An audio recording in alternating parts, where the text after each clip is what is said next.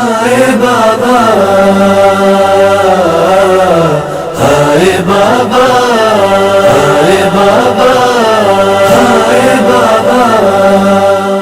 हजरात एक मरतबा सूरह हमद और 3 मरतबा सूरह तौहीद की तिलावत फरमाकर मरहुमा व मग़फ़ूरा नफीस जहाँ बिनते बाक़िर हुसैन साहब की रूह को इसाले सवाब।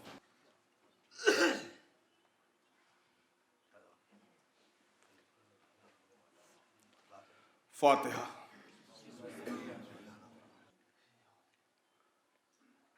ला हौला वला कुव्वता इल्ला बिल्लाहिल अलिय्यिल अज़ीम। औज़ु बिल्लाहि मिनश शैतानिर लईनिर रजीम। बिस्मिल्लाहिर रहमानिर रहीम। अल्हम्दुलिल्लाहिल्लज़ी हदाना लिहाज़ा वमा कुन्ना लिनहतदिया लौला अन हदानल्लाह। लक़द जाअत रुसुलु रब्बिना बिल हक़ सय्यदना व नबियना व हबीब क़ुलूबना व तबीब नुफूसना व शफ़ी ज़ुनूबना मौलाना व मौलस सकलैन जद्दिल हसन वल हुसैन अबिल क़ासिम मोहम्मद।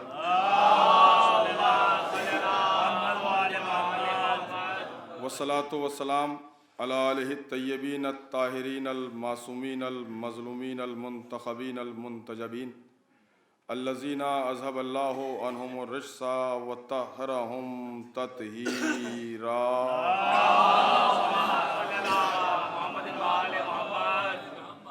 वलानतुल्लाहि दाइमतिल बाक़ियतु अला आदाइहिम व गासिब हुकूक़हिम व मुनकिर फ़ज़ाइलिहिम व अज़मतिहिम व अतशहिम अजमईन मिन यौमिना हाज़ा इला यौमिद्दीन। अम्मा बाद फ़क़द क़ाल रसूलुल्लाह सल्लल्लाहु अलैहि व आलिहि वसल्लम फ़ातिमतो बज़तो मिन्नी सलावत।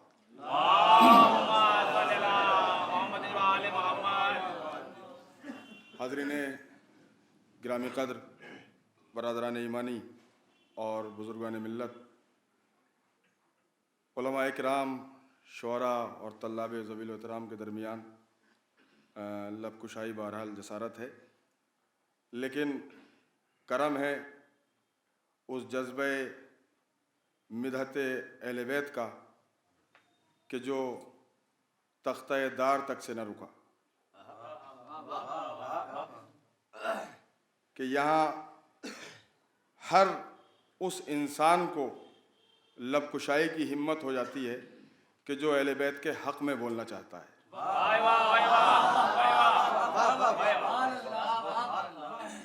मैं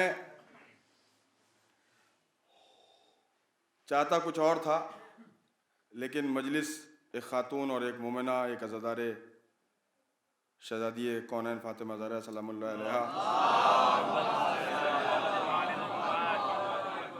के इसाले सवाब की है, लिहाजा कोशिश है कि कुछ इस उन्वान से आपकी खिदमत में अर्ज़ किया जाए। हालांकि अभी अय्याम गुज़रे हैं और आपने मुसलसल बीबी का तज़किरा सुना है, लेकिन आपने क्या सुना है या किसी ने क्या पढ़ा है? शहज़ादी ज़हरा वो है कि जिनके बारे में न कुछ बहुत पढ़ा गया है न कुछ बहुत सुना गया है, इसलिए कि किसकी ज़बान में इतनी हिम्मत है कि जो उसके बारे में बयान करे जो मोहम्मद के लिए रहमत है।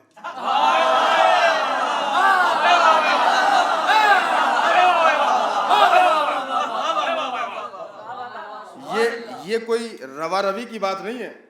पैगंबर ने इस टूटे फूटे मुआशरे की तस्कीन के लिए एक जुमला कह दिया था, और अल्लाह की कसम नबी ने कहा तो आपके लिए था, लेकिन क्या अज़मत सैयदा का गोशा है। नबी ने इस जाहिल समाज के दिल की तस्कीन के लिए, वो समाज के जहाँ बेटियों को जिंदा दफनाया जाता था, इस जाहिल समाज की तस्कीन के लिए कहा था कि बेटियों को जिंदा ना दफनाना, बेटियां रहमत हैं, बेटियां रहमत हैं, बेटे नेमत हैं।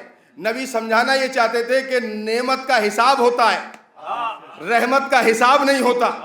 तो बेटी के पैदा होने पर मुंह न बनाना, बल्कि इस बात पे शुक्र करना कि अल्लाह ने तुमको हिसाब से आज़ाद कर दिया।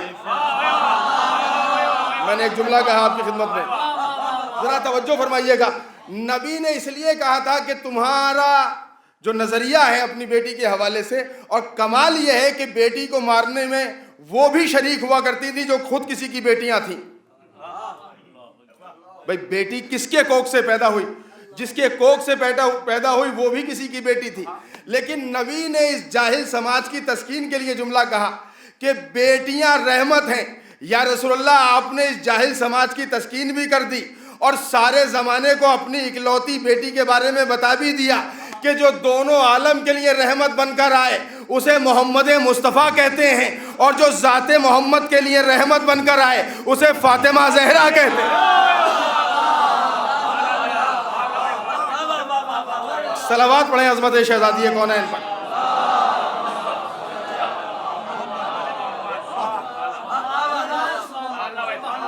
कोई खतीब, कोई शायर, कोई अदीब बीबी के बारे में क्या बयान कर सकता है, लेकिन अपनी औकात की हद तक और अपनी हैसियत के मुताबिक, चूंकि जिक्र फातिमा इबादत है कायनात की।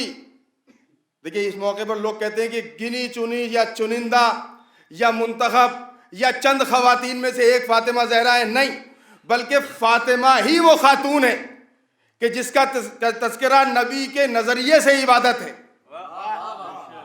मैंने एक बात कही आपकी खिदमत में, देखिए बहुत सारे लोग इस अज़मत में, इस फजीलत में बहुत सारी बीवियों को शामिल करते हैं। याद रखें कि कायनात की जितनी बीवियों को मोहतरम समझा गया वो सिर्फ इस हवाले से समझा गया कि सब ने आलम अरवाह में फातिमा की कनीज़ी को कबूल किया था। मैं उलमा के बीच पढ़ रहा हूं।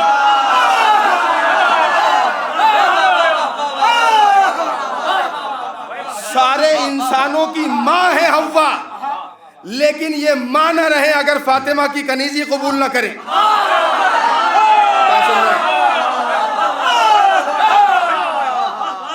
अमा सारी दुनिया की माँ होना और है और हसनैन की माँ होना और है।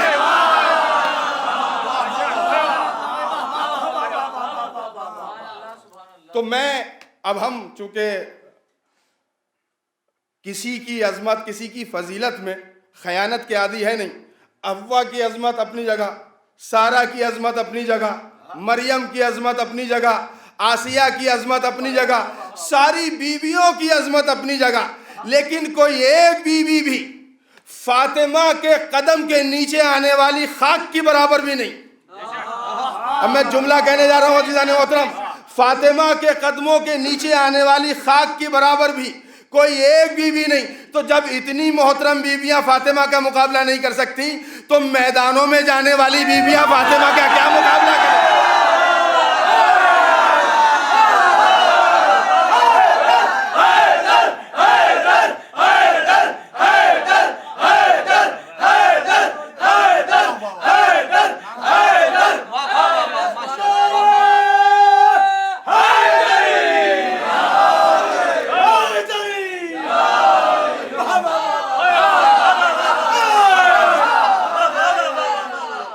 दुनिया सलाम करे उस बीवी पर, दुनिया सलाम करे उस बीवी को, हालांकि हर एक सलाम नहीं कर सकता।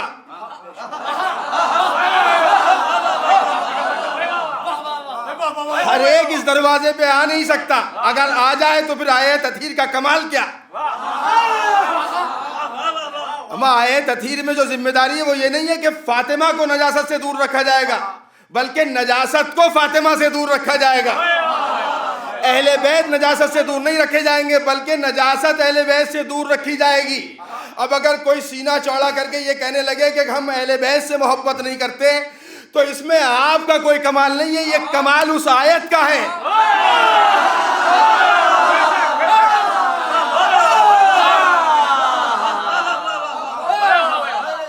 आप तो अगर चाहेंगे तब भी मोहब्बत नहीं कर सकते। आप तो अगर चाहेंगे तब भी ये ड्यूली आपको सलाम के लिए नसीब नहीं होगी। यहाँ ऐसा वैसा सलाम थोड़ी करता है। मैं जुमला कहने जा रहा हूँ, यहाँ ऐसे वैसे सलाम नहीं करते। यहाँ सलाम करने के लिए शर्त यह है कि वो सरदार हो। मैंने बहुत आहिस्ता से सुन लिया, सरदार होना चाहिए। नबी सलाम करे तो नबियों के सरदार, जिब्राइल सलाम करे तो फरिश्तों के सरदार, सितारा आ जाए तो सितारों का सरदार। मेयार है इस चौखट का। अब सुनिए अजीज़ान मोहतरम, मैं एक जुमला मुझे बहुत बाद में पढ़ना चाहिए था, लेकिन मैं मेरे जहन में एक बात आई है तो आपकी खिदमत में अर्ज कर दूं। ये बुजुर्ग मेरे बैठे हैं, इस बात की गवाही देंगे। एक अच्छे घराने के लिए एक अच्छी खातून का होना ज़रूरी है, सब जानते हैं। मसलन किसी, आज का ये मुआशरा बड़ा अजीब मुआशरा है। मैं तबलीग भी ज़रा दूसरे अंदाज में करने का आदी हूँ। तबलीग का ये मतलब नहीं है कि कौम को डरा दिया जाए, तुम्हारी कब्र में बिच्छू आएंगे, तुम्हारी कब्र में सांप आएंगे, तुम्हारी कब्र में यह आएगा, तुम्हारी कब्र में वो आएगा। हाँ, सांप भी कब्र में आएंगे, मगर उनकी के जिनकी कब्र में अली नहीं आते। हाय हाय,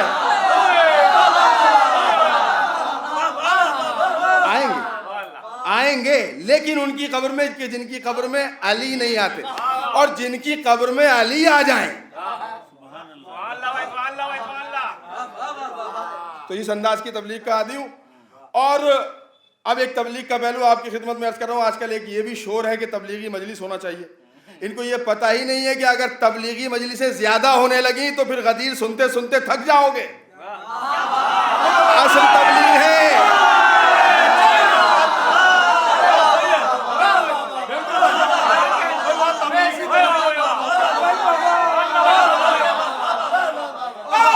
मौके पर तबलीग का लफ्ज नहीं है, लेकिन गदीर के ऐलान में बल्लिग का लफ्ज है। तबलीगी मजलिस वही होती। अब पता तो कुछ है नहीं कि तबलीगी मजलिस होती क्या है। मजलिस तबलीगी होनी चाहिए। कैसे होनी चाहिए? कहा समाज को कुछ मिलना चाहिए। तो ये मजमे में बैठे हुए सामीन के लबों पर जिक्र अहले बैत की चाशनी अगर तुम नहीं बखेर सकते, जो सबसे आसान काम है, लेकिन उसके लिए बहुत मुश्किल है कि जिसके हलक से अली नहीं उतरते हो, तो तुम क्या तबलीग करोगे? अब तबलीग भी सुनिए। आजकल शादी होती है और मालूम हो बेटा अपने बाप से माँ से अलग हो गया। कहा साहब वो बड़ी जहमत होती है, इतने लोगों को कहाँ तक संभालेंगी हमारी शरीके हयात। और जो चालाक औरतें होती हैं वो कभी अपने बुजुर्गों से अलग नहीं होती। उनका काम क्या होता है? इतनी सी बात पे बुजुर्ग खुश हो जाते हैं कि सुबह उठे नमाज के लिए तो उन्होंने सबसे पहले चाय उन्हीं की खिदमत में पेश कर दिया, दोपहर को खाना सबसे पहले उन्हें दे दिया, शाम का वक्त हुआ, बुजुर्ग को इतना ही चाहिए बस। अब वो जो घर के बाहर निकले तो उनसे साथियों ने पूछा भाई घर का क्या माहौल है, माशाल्लाह नई दुल्हन आई है, क्या रवैया है? कहा बिल्कुल हमारे घर का माहौल तो जन्नत के जैसा है, बड़ी खुश अखलाक है, बड़ी साहिब किरदार है, बड़ा ख्याल रखने वाली है। ये जरा सा ख्याल रखती थी अपने ससुर साहब का, तो इन्होंने बाहर जाकर कसीदा पढ़ना शुरू किया कि इसके आने से हमारे घर का माहौल जन्नत के जैसा हो गया।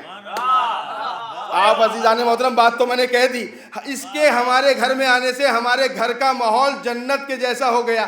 जरा सी खुश अखलाक बहू आ जाए तो तुम्हारे घर का माहौल तो जन्नत के जैसा हो जाए। और जिस अबू तालिब के घर में फातिमा जैसी बहू आ जाए,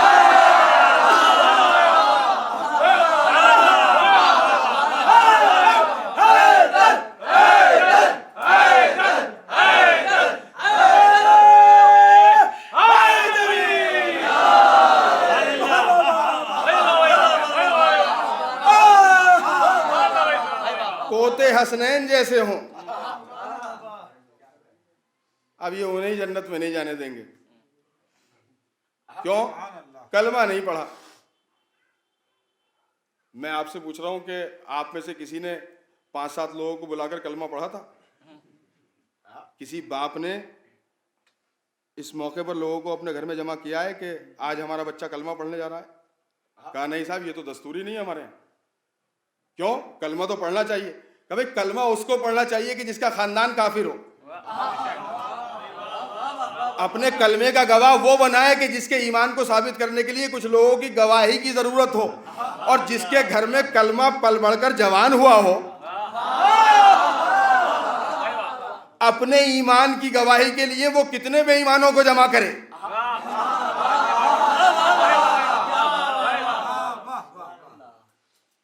वो कलमा नहीं पढ़ा तो जन्नत में। सुनिए जन्नत क्या है? अभी तो जन्नत की मारिफत ही नहीं है। असल में बहका रखा है कि जन्नत में घर होंगे, जन्नत में नहरें होंगी। मैं जो बात कह रहा हूं उन्हीं लफ्जों का जिम्मेदार हूं, बड़ी तवज्जो फरमाइएगा। जन्नत, उलमा तशरीफ फरमाए, जन्नत क्या किसी इमारत का नाम है? अगर जन्नत किसी इमारत का नाम है तो कितने बरामदे हैं, कितने लॉन्स हैं उसमें, और कितने कमरे हैं? कोई नहीं बता पाएगा कि जन्नत में कितने कमरे हैं, कितने बरामदे हैं, कितने बड़े इलाके में बनी हुई है जन्नत। कहा नहीं साहब, जन्नत किसी इलाके का नाम नहीं है। तो फिर जन्नत है क्या? कहा जन्नत नाम है सोहबत आले मोहम्मद का।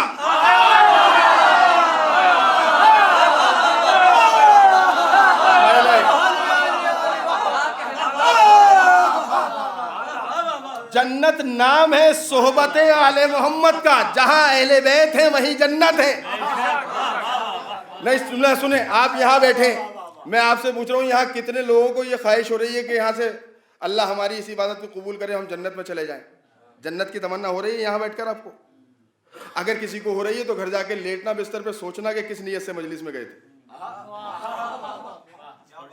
इसलिए कि यहाँ बैठकर जन्नत की तमन्ना करना बिल्कुल वैसा ही है कि जैसे कोई कुर्सी पे बैठकर कहे कि मुझे कुर्सी चाहिए। मैंने बात कह दी अली।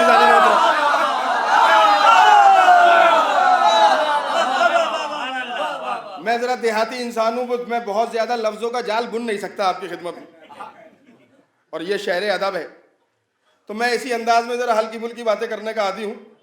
जरा तवज्जो फरमाइएगा, सोहबत आले मोहम्मद का नाम जन्नत है। फिजा इसीलिए फिजा है कि इस राज को उन्होंने पा लिया था। इस राज को उन्होंने पा लिया था जब जनाब कंबर ने उनसे कहा कि अब जन्नत में तुम्हारा मकान यकीनन तैयार हो गया होगा। तो फिजा ने मारिफत में डूब के कहा था, कंबर फिक्र जन्नत उनको हो जो जन्नत में रहते ना हो। नहीं नहीं,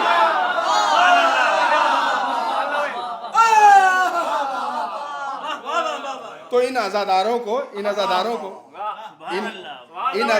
को कोई जन्नत की लालच ना दिलाए कि जन्नत यहाँ मिलेगी, जन्नत वहाँ मिलेगी। पहली बात तो यह है कि जन्नत के कुछ आदाब हैं। जन्नत हर एक को नहीं मिलती, जन्नत छोटी सी जगह है, अहले बैत भी कम है।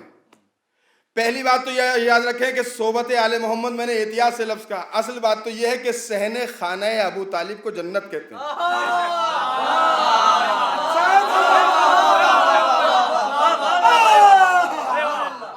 सहने खाने अबू तालिब को जन्नत कहते हैं। दलील यह है कि सहने काबा भी अबू तालिब के घर के सहन के मुकाबले में नहीं है। आप खामोश हो जाते हैं। असल में हमारे यहाँ बदनसीबी ये हो गई है, और कुछ बेचारे नाक़िबत अंदेश जाकिरीन भी कौम को अजीब अजीब सी बहसों में उलझा के रख देते हैं। अगर कोई सच्चाई बयान हो मिंबर से तो लोग कहते हैं कि तकाबुल कर दिया। तकाबुल से क्या मतलब है? बात बिल्कुल हक है। सहने काबा को भी अल्लाह ने वो शरफ अता नहीं किया जो सहने खाने अबू तालिब को अता किया। मैं ऐसे हवा में बात नहीं कर रहा हूं। सहने काबा को भी वो शरफ अता नहीं किया जो सहने खाने अबू तालिब को अता किया है। पूरी जिम्मेदारी से अर्ज कर रहा हूं, एक ही वक्त में पंजेतन कभी भी सहने काबा में जमा नहीं हुए। बड़ी बात कही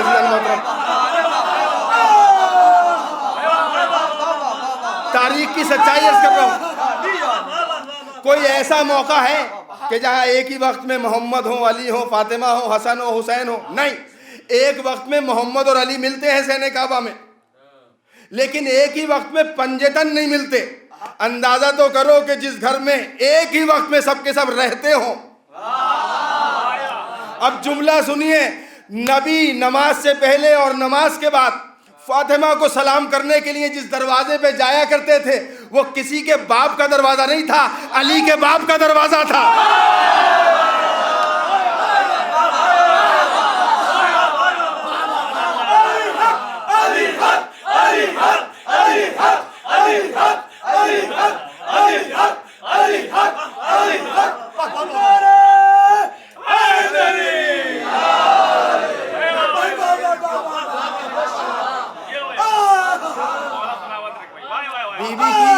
बीवी की अजमत तक पहुंचने के लिए जरा ये पायदान से गुजरना होगा आपको। ये सारे पायदान हैं जिनसे बीवी की अजमत तक पहुंचने की कोशिश की जा सकती है, और यहीं से पहुंच सकते हैं आप। इसलिए कि इस्मतों के मरकज का नाम फातिमा है। फातिमा इस्मतों के मरकज का नाम है। लोग ईमान की बहस में उलझे हुए, और ऐसी वैसी खवातीन को फातिमा के मुकाबले में लाना, ये फातिमा की तौहीन नहीं है, बल्कि सामने वाले की फिक्र का अंदाजा होता है। भाई आज हमसे बहुत तवज्जो चाह रहा हूँ। आज हमसे ये मुतालबा किया जा रहा है कि उम्महातुल मोमिनीन है, उनका एहतराम करो। अज़वाजे पैगंबर का एहतराम वाजिब है, यकीनन वाजिब है, लेकिन हम उसी को नानी कहते हैं कि जिसको फातिमा ने माँ कहा हो। मैंने हवा में जुमला नहीं कहा अज़ीज़ान मोहतरम, नहीं, आपने बहुत हल्के से सुना, शायद आपके मिजाज के मुताबिक बात ना हुई हो। याद रखें अज़ीज़ान मोहतरम, आप ज्यादा बाअखलाक हैं या फातिमा बाअखलाक है? आप ज्यादा बाअखलाक हैं या शहजादी बाअखलाक हैं?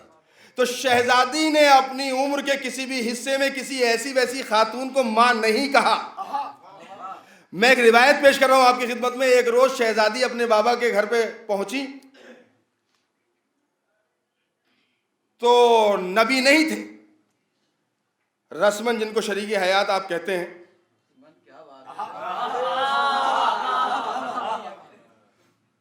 रस्मन जिनको आप शरीक हयात कहते हैं, साल भर भी रिश्ता नहीं रहा, वो घर में मौजूद है। शहजादी ने मुंह फेर के कहा कि कह देना अगर मेरे बाबा आ जाए कि फातिमा आई थी। ये तो फातिमा, याद रखना, हम उसी से आंखें मिलाते हैं जिससे फातिमा आंखें मिलाए।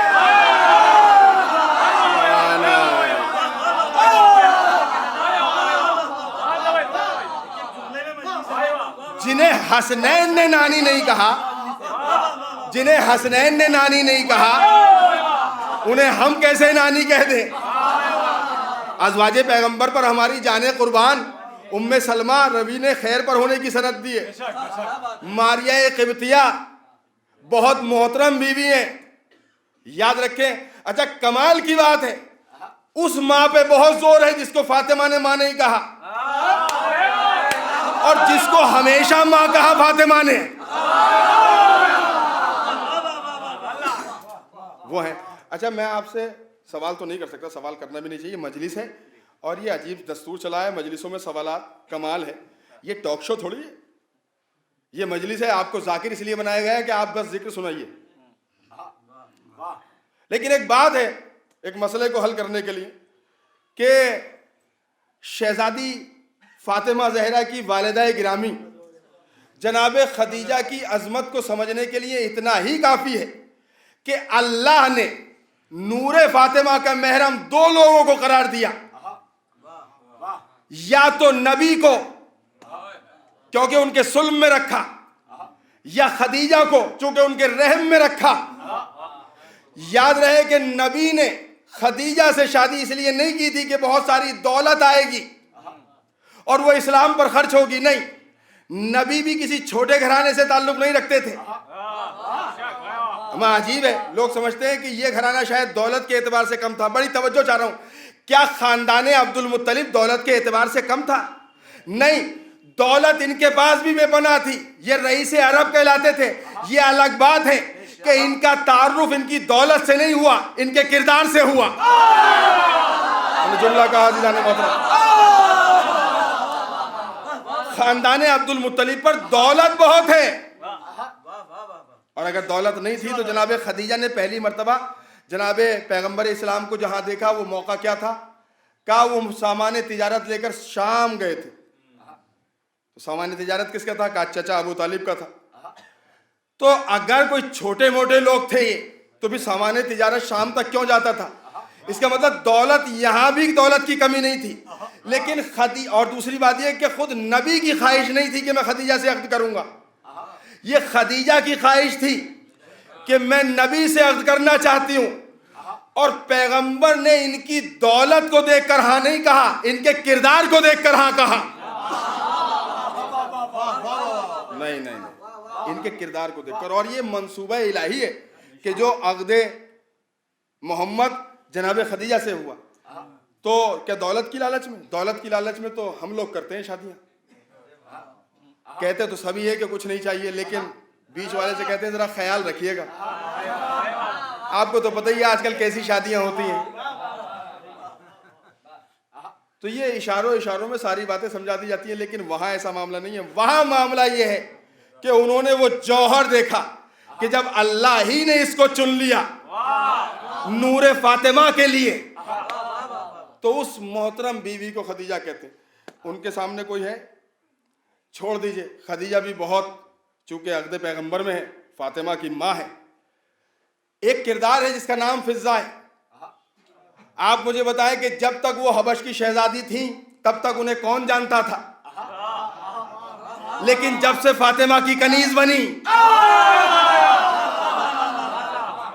क्या आप उनकी पुरानी जिंदगी सुनना चाहते हैं कि फिज़्ज़ा कौन थी, क्या थी? किसी को दिलचस्पी नहीं है। हमें क्या मतलब है कि वो कौन है, क्या है? लेकिन जब से फातिमा की कनीजी में आ गई, जब से फातिमा की कनीजी में आ गई, तो सब फिज़्ज़ा के बारे में जानना चाहते हैं। और कमाल यह है कि आज लोग अपनी बच्चियों का नाम फिज़्ज़ा के नाम पर रखना चाहते हैं। फिज़्ज़ा के नाम पर क्यों? किसी ऐसी वैसी खातून के नाम पर रखी है, और भी तो खवातीन गुजरी है। कहा नहीं, फिज़्ज़ा फातिमा की कनीज है। याद रहे कि फिज़्ज़ा बहुत बाकमाल है, इतनी बाकमाल कि मासूमीन की दावत कर दी तो जन्नत के खाने ऊपर से नीचे मंगवा लिए। बहुत तवज्जो चाह रहा हूं, फिज़्ज़ा भी बहुत मोहतरम है, और ये दोनों शरफ फातिमा के दरवाजे को हासिल है। जन्नत का खाना इसी दरवाजे पर आता है और जन्नत को खाना भी इसी दरवाजे से जाता है।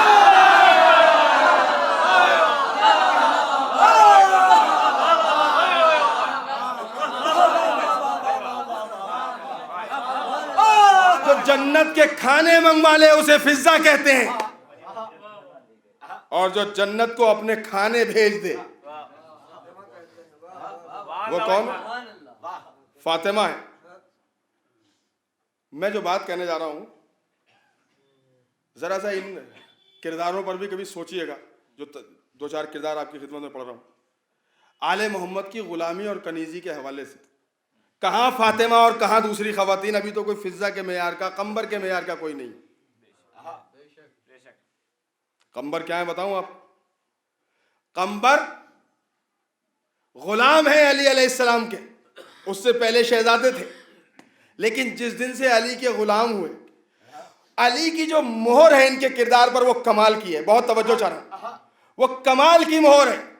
अली की मोहब्बत जिसके सीने में आना होती है, उसका किरदार ईमान से पहले भी क्या होता है, ये अली ने भरे दरबार में सबके सामने साबित किया। जब दूसरे साहब का बेटा शराब के नशे में मदीने की गलियों में झूम रहा था, आप जानते ही हैं कि 100 कोड़े मारे जाते हैं शराब पीने वाले को जहां इस्लामी निज़ाम कायम है। लेकिन मुल्जिम का मुजरिम बनने के लिए ज़रूरी है कि 2 गवाह हों, और अगर मुल्जिम खुद इकरार जुर्म कर ले तो किसी की गवाह की ज़रूरत नहीं। इनके हालात बताते थे और इन्होंने अपनी ज़बान से कहा हाँ मैंने पी है। तो इनको लाया गया, कहा साहब आपके बेटे हैं और ये गलियों में झूम रहे थे। अब जो जोश आया ना चाहते हुए भी, कहा बिल्कुल अगर इन्होंने शराब पी है तो मैं खुद अपने हाथों से हद जारी करूंगा, 100 कोड़े मारूंगा। ये कहकर जैसे ही चले तो बेटे ने भरे दरबार में अपने बाप को आईना दिखा दिया। कंबर क्या है इस हवाले से सुनिएगा, कंबर का किरदार क्या है। भरे दरबार में बेटे ने अपने बाप को आईना दिखा दिया। झूमते झूमते ही अपने सर को उठा के कहा खबरदार, ये याद रहे कि अगर इस्लाम का हुक्म है कि शराब पीने वाले के 100 कोड़े मारे जाएं, तो शरीयत का ये भी हुक्म है कि किसी मुजरिम को उसके जुर्म की सजा वो देगा कि जिसने खुद कभी वो जुर्म ना किया हो। आए कोई? अब तो ये ऐसी आवाजें थोड़ी लगती थी, लौला अली लौला अली लौला अली। ये अब यहां से फिर आवाज बुलंद होने लगी। कमाल है, कितने अजीब लोग हैं। लौला लौला, इतनी मर्तबा लौला कहने की जरूरत नहीं थी, अगर एक मर्तबा मौला कह दिया होता। इतनी मर्तबा क्या जरूरत थी जहमत करने की। तो कहा ये मसला तो ये है कि अब कौन हद जारी करे। कहा बुलाओ। तो मेरे मौला आए। आजकल के जो तहरीके खुद साख्ता तहरीके इत्तेहाद जो है, और मिंबर पर जो बकलम खुद अल्लामा मिंबर पर आ रहे हैं और मुबल्लिग दीन बने हुए हैं, वो हमें बताने की कोशिश कर रहे हैं साहब ज़रा नरमी से पेश आइए, इसलिए कि अली तो खुद दरबार में जाते थे। खुदा की कसम मिंबर पे बैठना छोड़ दूं अगर अली अपनी ज़रूरत के तहत दरबार में गए हों। ना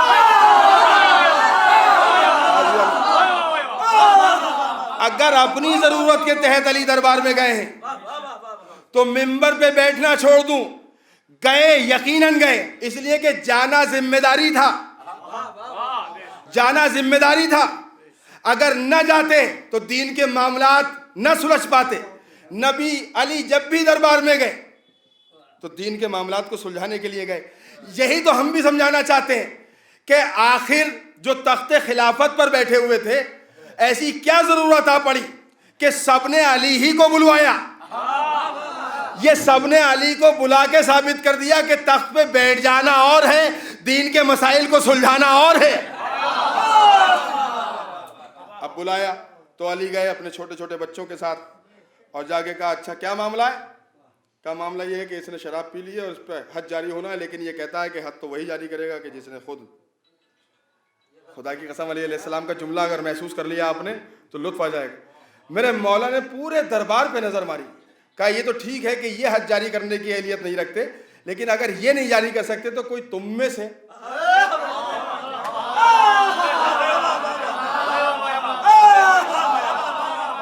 कोई तुम में से आगे बढ़ता। लेकिन बढ़ता कैसे? जैसा राजा था वैसे ही प्रजा है, कैसे आगे बढ़े? कहा नहीं या अली आप ही। अब मेरे मौला ने कहा, बेटा हसन चलो जाओ हज जारी करो। मौला हसन अलैहिस्सलाम को आगे बढ़ा दिया और हसन अलैहिस्सलाम कुछ दूर चले भी। कमाल ये हुआ कि जिसने बाप को टोक दिया वो हसन को न रोक सका। जब चले गए काफी दूर तक तो मौला ने आवाज दी, हसन वापस आ जाओ, हुसैन तुम हज जारी करो। अब हुसैन अलैहिस्सलाम भी काफी दूर तक चले लेकिन वो न रोक सका, तो हुसैन अलैहिस्सलाम को भी बुला लिया। उसके बाद अपने गुलाम कंबर से कहा, कंबर तुम हज जारी करो। अल्लाह की कसम अली के गुलाम,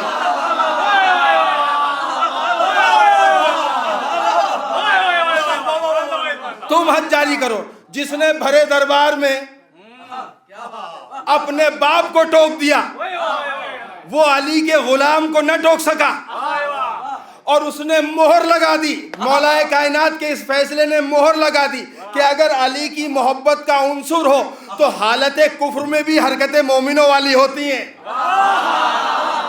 ये असल में इस जुमले का जिम्मेदार मैं खुद हूं। अज़ीज़ान मोहतरम, एक सलावत पढ़ दें अज़मत मोहम्मद आले मोहम्मद।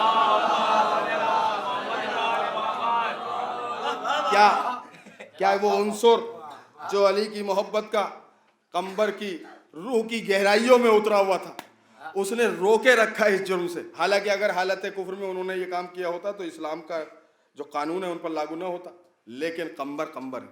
तो इस दर की सुनिए, मैं अज़ादार बैठे हैं सारे, आप जरा कभी कभी अपने को भी पहचान लिया कीजिए कि आप क्या हैं। मैं यहाँ तक ला रहा था, आप जो किरदार आपकी खिदमत में अर्ज़ कर रहा हूँ, फिज़ा को सुना, कंबर को सुना। एक किरदार है सलमान, फारस के रहने वाले हैं, लेकिन नबी ने आवाज़ दी मिन्ना अहल बैत, और कुरान ने नबी के सगे चचा पर लानत भेज दी। और ये ऐसा सूरा है कि अपने मिज़दाक़े उमूमी को आज तक ढूंढ रहा है। मैंने उलमा के बीच में एक जुमला कहा, अज़ीज़ान मोहतरम, आजकल तफसीर भी अजीब अजीब होने लगी है। सूरह कौसर उनकी शान में नाजिल हुआ और सूरह दहर उनकी शान में नाजिल हुआ। कमाल है, इन नालायकों को पता ही नहीं है कि दुनिया के लोगों को खिलाना और है, जन्नत तक अपनी रोटियां पहुंचाना और है। हाय हाय,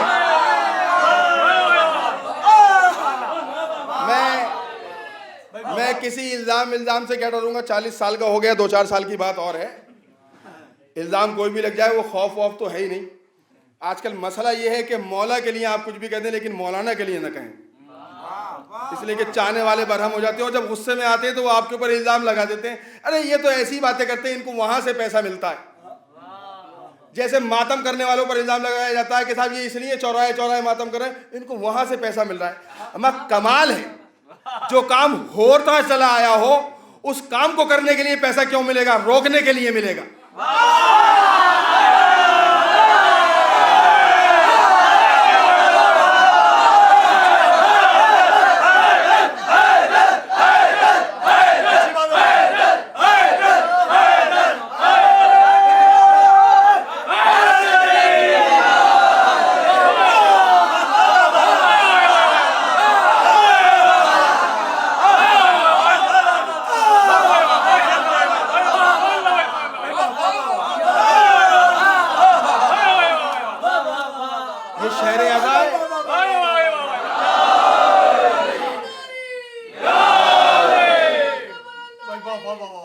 अच्छा जुमला है किबला वाला।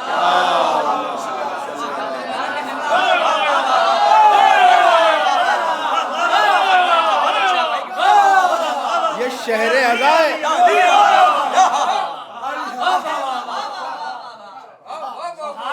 यहाँ लखनऊ शहर से ताल्लुक़ रखने वाले बुजुर्ग बैठे हैं मेरे, ये बता देंगे कि इन्होंने जब आँख खोली तो इन्होंने मातम होता हुआ देखा है या मातम रुका हुआ देखा है। अच्छा, एक सवाल है, सवाल नहीं बोल रहा है, एक बात है, आज़ादारी पहले ज़्यादा होती थी या आज ज़्यादा होती है? चूँकि तरक्की का ज़माना लिहाजा आज ही ज़्यादा होती है, तो आज़ादारी की मुखालफत पहले ज़्यादा होती थी या आज ज़्यादा होती है? आज ज़्यादा होती है। इसका मतलब ये हुआ कि आज़ादारी का कमाल ये कि ये उतनी ही बढ़ती है जितनी मुखालफत होती है।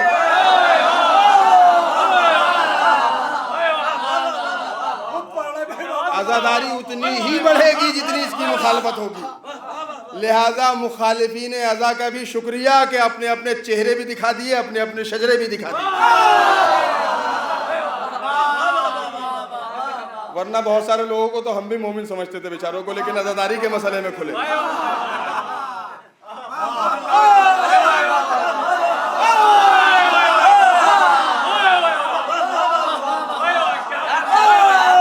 राज तो तब खुला जब आज़ादारी पर बोले। तो आप मुझे बताएं कि मातम, जब आपने भी मातम होते हुए देखा और नौजवान जो है उन्होंने भी मातम होते हुए देखा, मुख्तलिफ बस्तियों से ताल्लुक़ रखने वाले लोग बैठे हैं, इन्होंने अपनी अपनी बस्तियों में मातम होता हुआ ही देखा है। अब जो भी आए और आके कहे कि ऐसे मातम ना करो, और एक जुमला है वो मास्टरपीस जो कहलाता है ना, तकरीर का एक मास्टरपीस होता है, एक ही जुमला, हर जहां जहां भी इस किस्म के मुबल्लिगीन मिलेंगे एक ही जुमला, आज़ादारी ऐसे कीजिए जैसे चौथे इमाम करते थे। अल्लाह की कसम कोई ऐसी आज़ादारी नहीं कर सकता जैसी चौथे इमाम ने कर दी, नहीं कर सकती। अच्छा, आज़ादारी चौथे इमाम के जैसी करो तो जिंदगी किस इमाम की तरह गुजारो? जिंदगी भी तो ऐसे ही गुजारो ना।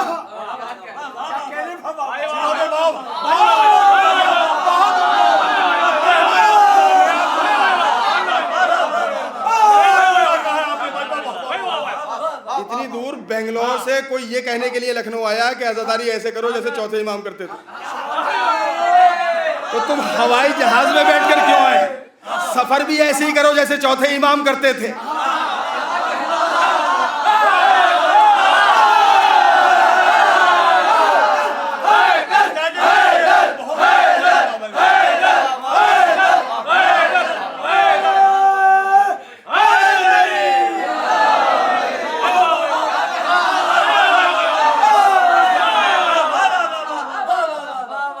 खानदानी आज़ादारों को आज़ादारी की तमीज़ सिखाने के लिए चले आ रहे हैं। ये सारे आज़ादार खानदानी आज़ादार हैं, खानदानी आज़ादार, और किसी को भी इनमें से अपनी दौलत, अपने मकान, अपनी गाड़ी पर नाज नहीं है। ये याद रहे कि किसी के जहन में ये बात ना आने पाए कि हम इतने बड़े खतीब हैं, हम इतने बड़े शायर हैं, हम इतने बड़े अदीब हैं, हम ये हैं, हम वो हैं। नहीं, कोई कुछ नहीं है। तुम्हारे फख्र करने के लिए तो इतना ही काफी है कि तुम हुसैन के आज़ादार हो।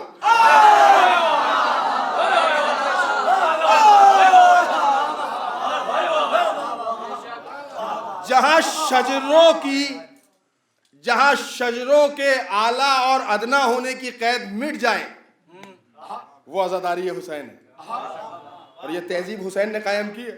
बहुत तवज्जो चाह रहा हूं, आप क्या है, हुसैन वाले क्या है, जरा समझिए। फिज़ा ज़हरा की कनीज़ है, कंबर मौला के गुलाम है। सलमान क्या खानदानी मुसलमान है?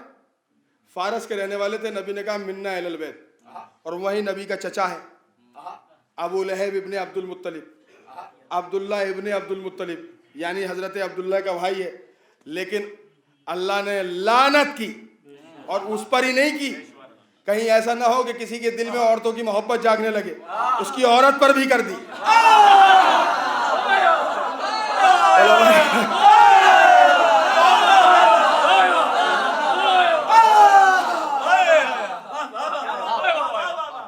उसकी औरत पर भी। परवरदिगार ये तो चचा है, इसका सिलसिला नसब नबी से मिलता है, इस पर लानत क्यों? कहा यही तो बताना चाह रहा हूं, इस पर भी लानत होगी और 2-4 साल नहीं होगी। जब तक कुरान रहेगा तब तक अबू लहब पर लानत। परवरदिगार नबी का चचा है, नबी की रिश्तेदारी का भरम रख ले, इस पर लानत न कर। कहा तुम्हारे लिए आसानी कर रहा हूं, सारी दुनिया समझ ले कि जब नबी की रिश्तेदारी भी अबू लहब को लानत से नहीं बचा सकती, तो बनी बनाई रिश्तेदारियां लानत से क्या बचाएंगी?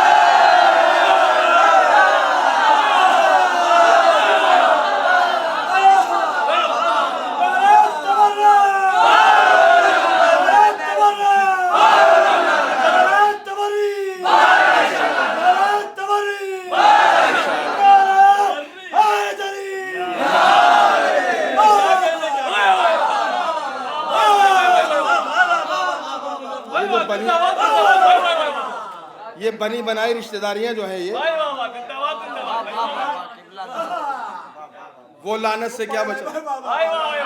मैं आपके लिए ये सारी तमहीद आपके लिए, मैं तो आपको माशाल्लाह आप अपने से खूब वाकिफ है, लेकिन जो नहीं है, जो जरा अपने को नहीं पहचान सके हैं, मैं उनके लिए इतनी बातें कर रहा हूँ।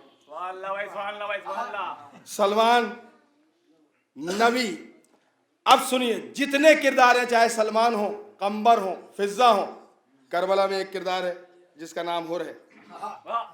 शबे आशूर तक सारे ऐशो आराम थे, लेकिन ये मुतमईन नहीं था। सुबह आशूर आ गया मौला की खिदमत में, तो अब मुतमईन हो गया, इसलिए कि हुसैन ने आवाज दी तू यहां भी आजाद है, वहां भी आजाद है। एक जुमला कहूं आपकी खिदमत में, ये हुर के अंदर तब्दीली कहां से आई? ये तब्दीली अचानक नहीं आई। तब्दीली जैसे वो पानी जो कुछ करबला से कुछ पहले पिया था और उस पानी ने अंदर घूमना शुरू किया, वो खून में तब्दील होना शुरू हुआ, उसने ये असर दिखा दिया। जरा सा पानी था हुसैन के दिल में,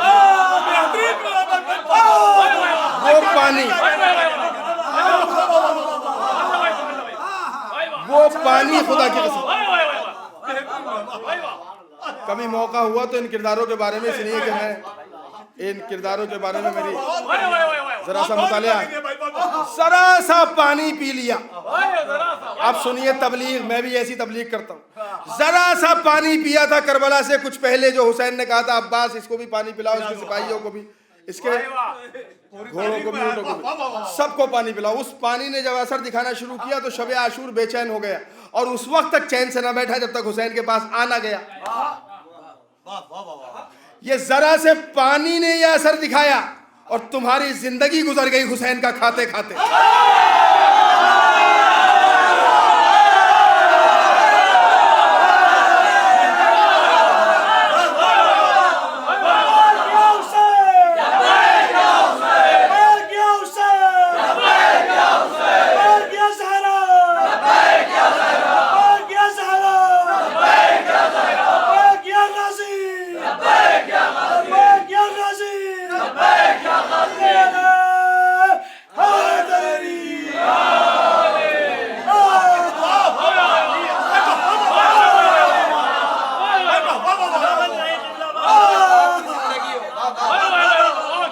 जिंदगी गुजर गई हुसैन का खाते खाते।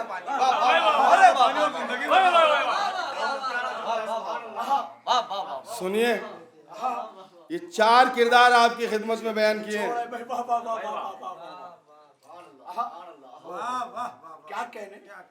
अब इसकी जरा गहराई में उतरिए तो सलमान का आना मोहम्मद के दरवाजे तक अचानक नहीं था, बल्कि तलब इधर ही से थी। फिजा का आना अचानक नहीं था, तलब जहरा की तरफ से थी।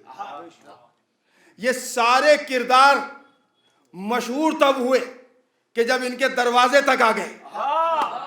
ये सारे किरदार मशहूर तब हुए कि जब इनके दरवाजे तक आ गए। खुदा की कसम आप इतने खुशनसीब हैं कि इन सारे लोगों ने मिलकर आपको मांगा है, तब आप दुनिया में आए हैं।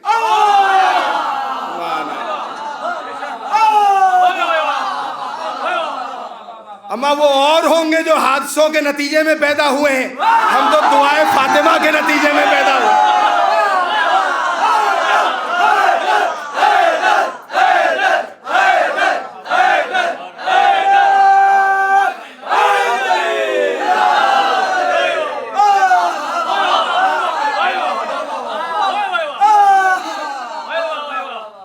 ऐसे ही आ गए? तो किसी ने मांगा है आपको तब आए, ऐसे ही थोड़ी आ गए। हम ये तो हमारी इनकिसारी है कि हम हर एक से बहुत कायदे से मिलते हैं, वरना सारी मखलूक़ात से अलग मखलूक है ये मखलूक सारे इंसानों से अलग है। इनको बीवी ने मांगा है तब ये दुनिया में आए हैं, ऐसे ही नहीं आ गए। फातिमा ने दुआ की तब इस दुनिया में आए। तो क्या इस दुनिया में आने के बाद आपका क्या मकसद है? लोग तो मकसद बता रहे हैं कि आइए और बस मस्जिद की चटाई पे बैठे रहिए, यही मकसद है आपका। वो एक नबी एक हदीस या और हकीकत में हकीकी बात यह है कि हदीस है वो कि अगर नमाज कबूल होगी तो सारे अमाल कबूल होंगे, मगर कोई अमल ऐसा भी तो होगा कि जिसके कबूलियत पर नमाज की कबूलियत रुकी हुई है। आप वही तो अमल कर रहे हैं अज़ीज़ान मोहतरम। ये नहीं बताते, ये नहीं बताते। शब्बेदारियां ना करो, नमाज कज़ा हो जाती है। कमाल है, जैसे किसी दिन नमाज कज़ा ही नहीं हुई है, जबकि सच्चाई है कि शब्बेदारी करने वाला नमाज अदा करेगा, सोने वाला क्या नमाज पढ़ेगा? जागने वाला ही तो नमाज पढ़ेगा, या सोते सोते भी नमाज होती है।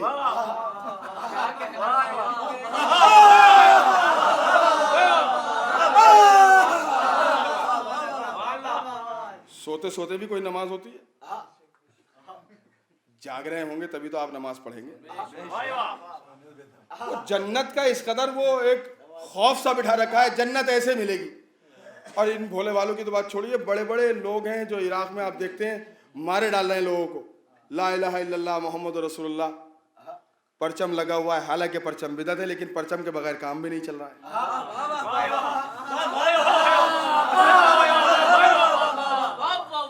वो परचम और नकाब लगी हुई है और मार रहे हैं। क्यों मार रहे हो? इनको मौलाना साहब ने बता दिया था कि जन्नत मिलेगी, और जन्नत की भी इतनी इन्हें तमन्ना नहीं है, इन्हें हूरों की तमन्ना ज्यादा है। वहां हूरें मिलेंगी। इन्हें यह पता ही नहीं है कि जन्नत मारने वालों को नहीं मिलती है, जन्नत हक पर मरने वालों को मिलती है। और अगर तुम इतना ही अच्छा काम कर रहे हो तो फिर चेहरा छुपाया क्यों? हमारा चेहरा दिखाया होता। याद रखिए, हुसैन के नाम पर खून बहाने वाले अपना चेहरा दिखाते हैं, दूसरों का खून बहाने वाले चेहरा छुपाते हैं।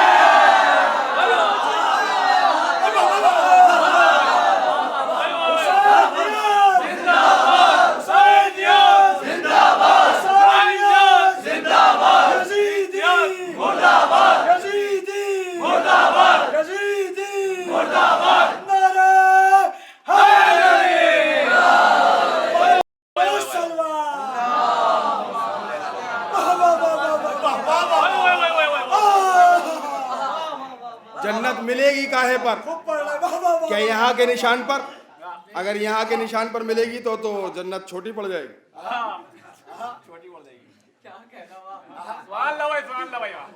जन्नत यहाँ के निशान पर, और यहाँ हर एक के निशान बनता नहीं।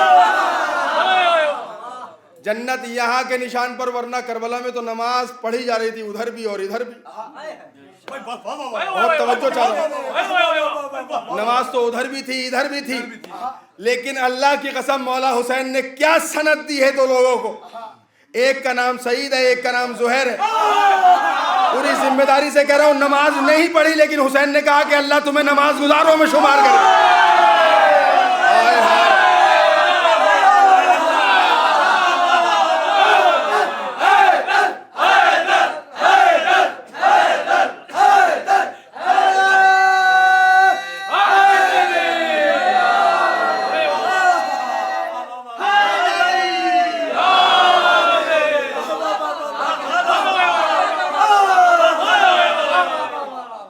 जब नहीं पढ़ी तो हुसैन क्यों कह रहे हैं कि अल्लाह तुम्हें नमाज गुजारों में शुमार करे? पढ़ी, लेकिन कारनामा क्या था? हुसैन के आगे आगे खड़े हैं और उस वक्त तक तीरों को रोकते रहे कि जब तक नमाज तमाम नहीं हुई। नमाज हो रही थी, और आखिरी बाजमात नमाज थी हुसैन अलैहिस्सलाम की इब्तिदा में, तो नमाज में खड़ा होना चाहिए था। लेकिन हुसैन अलैहिस्सलाम के इन साथियों ने और फिर हुसैन ने सनद देकर बताया कि असल इबादत है क्या, ये घुटने फोड़ने का नाम इबादत थोड़ी है, ये भी तरीक़ा इबादत है। इसमें नमाज, भाई नमाज तो इसलिए वाजिब भी है और इसलिए भी पढ़ना चाहिए कि ये तहजीब आले मोहम्मद है।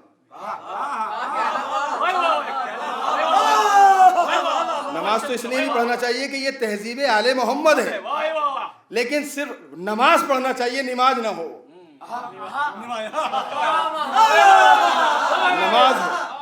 नमाज तहजीब आले मोहम्मद का नाम है, नमाज पढ़ना चाहिए, लेकिन इस चक्कर में नहीं पढ़ना चाहिए कि जन्नत यहीं से मिल जाएगी। जन्नत के लिए तो कहीं और जाना होगा, कहीं और। वहबे कल्बी आए तो अब मैंने आपसे अर्ज किया कि इन किरदारों पर थोड़ा सा मुताला है मेरा, लेकिन मैं जाहिर सी बात है कि एक सवा घंटे की तकरीर में सारी बातें नहीं हो सकती। हज़रत वहबे कल्बी आए तो मौला हुसैन को सबसे पहली शर्त ये रखनी चाहिए थी कि जैसे आजकल मौलाना लोग शर्त रखते हैं, मैं नमाज़ पढ़ लीजिए फिर आपके लिए चाय ला रहा हूँ। भाई आप कौन है? वो एक जगह बारात गई तो उन्होंने, जो दुल्हन के वालिद थे वो मौलाना थे, उन्होंने सारे बारातियों से कहा 5 घंटे का सफ़र करके बारात पहुंची, मैं भी था। उन्होंने कहा आइए आइए वक्त नमाज है, आप लोग नमाज़ पढ़ लीजिए। मैंने कहा भाई क़िबला ये कौन सा इस्लाम है? इस्लाम तो ये कह रहा है कि आने वालों की खैरियत पूछो, तकलीफ सफ़र के बारे में मालूमात करो, लेकिन ये नमाज का जोर बता रहा है कि तुम किसी और चैनल के हो चुके हो। चैनल बदल गया। तो हज़रत वहबे कल्बी से ये पूछना चाहिए था कि तुम आए हो तो ठीक है, लेकिन नमाज तो पढ़ो। कितनी नमाज पढ़ी उन्होंने? कहा ज़रूरत ही नहीं थी वहाँ। हुसैन ने कहा कि जाओ, अल्लाह तुम्हें दीन के नासिरों में शुमार करे, बात खत्म। जिसको हुसैन सनद दे दे, तो सनद वहां से चाहिए, सनद वहां से चाहिए। सारा मामला बिगड़ ये रहा है कि आजकल के, मैंने अर्ज किया कि खुद साख्ता दानिश्वर जो हैं वो सनद कहीं और से लेना चाहते हैं। जितनी खुशनुदी यहाँ के लोगों के लिए की हासिल करना चाहते हो, अगर अहले बैत की खुशनुदी मांगने लगो, नहीं आपने शायद इस जुमले पर गौर नहीं किया। ये खुशनुदी आले मोहम्मद की तलाश में रहो। अगर वो राजी हो गए तो फिर किसी को भी किसी के लिए रजी अल्लाह कहने की जरूरत नहीं है। अगर रिज़ाए परवरदिगार का मालिक नबी फातिमा जहरा को बना के गए ना। अब जुमला सुने अज़ीज़ान मोहतरम, लोग बिगड़ जाते हैं अगर ज़्यादा अली अलैहिस्सलाम का तज़किरा कर दो। और आजकल ये वायरस तो हमारे यहाँ भी, अल्लाह नेस्तो नाबूद करे ऐसे लोगों को। ज़रा कम पढ़ा कीजिए, ज़रा कम पढ़ा कीजिए। पढ़ा ही क्या गया है और पढ़ कौन सकता है उनके बारे में? सही है। ये जो ज़बरदस्ती की मियाना रवि है ना, इसने बहुत ख़राबियाँ पैदा कर दी। वरना किसी के अंदर ये हिम्मत नहीं थी कि वो नबी को अपने जैसा कह देता, लेकिन इन्होंने नबी को ऐसा बना के पेश किया कि जैसे ये हमारे ही जैसे हैं, है ना। नबी हमारे जैसे हैं ऐसा लोग कहते हैं या नहीं कहते हैं? आज के ज़माने में भी कहते हैं नबी हमारे जैसे हैं। लेकिन कोई ऐसा भी मिला आपको कि जिसके बारे में नबी ने कहा हो कि ये हमारे जैसा है? कोई मुसलमान ऐसा बेचारा दाढ़ी वाड़ी रख के नमाजी परहेजगार हज वज करके आया, नबी ने कहा ये हमारे जैसा। अगर आज के नहीं, पिछले ज़माने में किसी के लिए कह दिया हो कि ये हमारे जैसा, कहा नहीं, किसी के बारे में नहीं कहा, एक के बारे में कहा, सिर्फ अली के बारे में। और उसी अली के अंदर 11 अली है, उसके बारे में नबी ने कहा कि ये हमारे जैसा। और कमाल ये है कि जिस अली के बारे में नबी ने कहा कि ये हमारे जैसा, उस अली की इनकिसारी का आलम यह है कि उसने भी कभी अपनी जबान से नहीं कहा कि मैं नबी के जैसा हूं। कभी अली अलैहिस्सलाम ने नहीं कहा कि मैं नबी के जैसा हूं, बल्कि आवाज दी अना अबीदुम मिन इबादे मोहम्मद, मैं मोहम्मद के गुलामों में से एक गुलाम हूं। यानी अली जिसको नबी ने अपने जैसा कहा, वो अली नबी को अपने को नबी का गुलाम कहता है। तो खानदानी गुलामों को यह हक किसने दिया कि वो नबी को अपने जैसा कहे?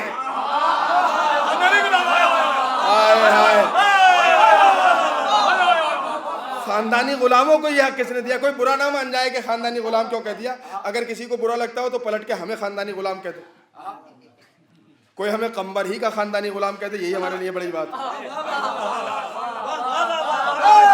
बाबा यही तो शरफ है कि हम उस दर के गुलाम हैं कि बड़े बड़े बादशाह जहां की गुलामी पे फख्र करते हैं। कोई हमें कहे पलट कर तो बात जो करना चाहिए थी वो तो न हो सकी। खैर, जो भी जिक्र है वो इन्हीं का है। ये याद रहे कि आले मोहम्मद की तमाम फजीलतों में जो मरकजी किरदार है वो शहजादी फातिमा जहरा का है। शहजादी जहरा आए तथहीर ही नहीं, कोई भी फजीलत आप उठाकर देखें तो शहजादी जहरा मरकजी किरदार में नजर आती हैं। इसलिए कि बेटी हैं तो नबी की हैं, शरीक हयात हैं तो अली की हैं, माँ है तो हसनैन की हैं, शहजादी हैं तो फिजा की हैं। हर एक तो ये भी नहीं कह सकता कि मैं फातिमा की, हर एक तो ये भी नहीं कह सकती कि मैं फातिमा की कनीज हूँ। अल्लाह की कसम जितने जतन किए हैं ना नबी की ज़िंदगी में और नबी की ज़िंदगी के बाद, सिर्फ इतना सा एक काम करना था कि शहजादी के दरवाजे पे आ जाना था, माजरत कर लेनी थी, फिर देखते कि क्या मर्तबे होते। अगर इसी फर्श पर जहां उनके नाम पर लानतें होती हैं अगर सलवातें न पढ़ी जाती तो फिर आपसे कहता। इसलिए कि हमारा आपका मेयार क्या भाई, आप कंबर पर सलवात क्यों पढ़ते हैं, सलमान पर सलवात क्यों पढ़ते हैं, आप फिजा पर सलवात क्यों पढ़ते हैं? तो आपकी तरफ से जवाब आएगा इसलिए पढ़ते हैं कि इनका रिश्ता अहले बैत से, जो अहले बैत का है वो लायक सलाम है, और जो इनका ना हो सका तो जब हमारा बाप भी अगर अहले बैत से फिर गया तो वो हमारी लानतों से नहीं बच सका तो किसी और का बाप हमारी लानतों से क्या बचेगा? ये मेयार कौन है? मेयार तो आले मोहम्मद है, मेयार तो फातिमा है। अच्छा, किसी को अगर अली अलैहिस्सलाम के जिक्र से ज्यादा कुढ़न होती हो तो फातिमा को ही मेयार बना ले। आज से छोड़ दीजिए मेयार क्या है, किसी भी चीज का मेयार कौन है? अली है। कहा नहीं साहब अली से बुरा लगता है, चलिए अली को छोड़ दीजिए, तो फातिमा तो है, वो तो नबी की बेटी है। जिस नबी के ऊपर अपनी जान कुर्बान करने का दावा हर नमाज से पहले और हर नमाज के बाद होता है, उस नबी की बेटी को तो मेयार माना जाए? उन बेटियों को तो माना जाएगा जो थी ही नहीं। फातिमा, ये 4-6 साल से ये रिवायत आई है कि और भी बेटियां थी। और एक बात आपकी खिदमत में राज की अर्ज कर रहा हूं, नाम भी नहीं पता थे बेटियां कहने वालों को, नाम भी हम ही ने बताए। नाम भी नहीं पता थे, वाकई हकीकत यह है कि नाम नहीं पता थे, नाम भी हम ही ने बताए। इसलिए कि जब हमने सच्चाई बयान की तो हमने नाम भी बयान किए। तो ये मजलिसों का ही तो फैज़ है, यहां वाले ही बयान कर सकते हैं। तो नबी की बेटियां और थीं, तो नबी की बेटियां थी तो ऐसी घर के अंदर कैद हुई कि एक बार भी हक मांगने ना आई। अच्छा चलिए नहीं आई थी तो जिसने इनकार किया था उसको ये कहना चाहिए था कि मैं सिर्फ तुम्हें क्यों दे दूं, और बेटियां भी तो हैं।